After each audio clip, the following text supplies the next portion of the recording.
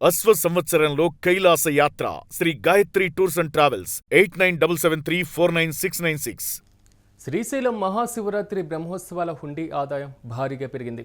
5,61,00,000 రూపాయల ఆదాయం ఈ సందర్భంగా దేవస్థానానికి వచ్చింది.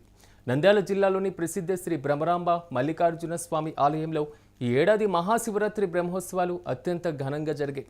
ఈ ఉత్సవాల సందర్భంగా భక్తులు సమర్పించినటువంటి కానుకలు హుండీల లెక్కింపు కూడా గురువారం పూర్తయింది. ఈ నేపథ్యంలో గత 13 రోజుల్లో మల్లన్న హుండీ నుంచి 5,61,81,535 రూపాయల వరకు ఆదాయం లభించింది. అదనంగా 124.5 గ్రాముల బంగారం కూడా భక్తులు సమర్పించారు.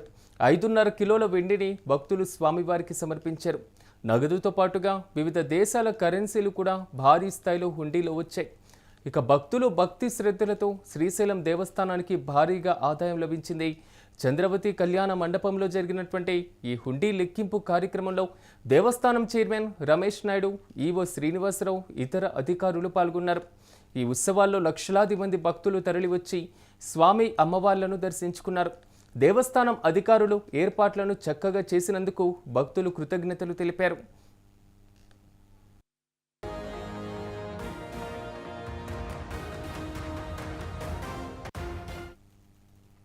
మహాశివరాత్రి బ్రహ్మోత్సవాలను పురస్కరించుకుని శ్రీశైలంలో హుండీ ఆదాయం భారీగా పెరిగింది. గతంతో పోలిస్తే ఈసారి భారీగా హుండీ ఆదాయాన్ని భక్తులు సమర్పించినటువంటి పరిస్థితులు కనబడుతున్నాయి.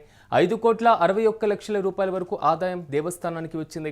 ఇక నంద్యాల జిల్లాలోని ప్రసిద్ధ శ్రీ బ్రహ్మరాంబ మల్లికార్జున స్వామి యొక్క ఆలయంలో ఈ ఏడాది మహాశివరాత్రి బ్రహ్మోత్సవాలు అత్యంత ఘనంగా నిర్వహించారు. అయితే ఈ ఉత్సవాల సందర్భంగా భక్తులు సమర్పించినటువంటి కానుకల హుండీ లెక్కింపు గురువారం పూర్తయినటువంటి పరిస్థితులు కనబడ్డాయి. అయితే గత 13 రోజుల్లో మల్లన్న హుండీ నుంచి 5,61,81,535 నగదు ఆదాయం కూడా లభించింది. అదనంగా 124.5 గ్రాముల బంగారంతో పాటు 5.5 కిలోల వెండిని భక్తులు స్వామివారికి సమర్పించారు. అయితే నగదుతో పాటుగా వివిధ దేశాల కరెన్సీలు కూడా హుండీలోకి వచ్చాయి. అయితే భక్తులు భక్తి శ్రద్ధలతో శ్రీశైలం దేవస్థానానికి భారీగా ఆదాయం లభించిందని ఆలయ అధికారులు తెలుపుతున్నారు.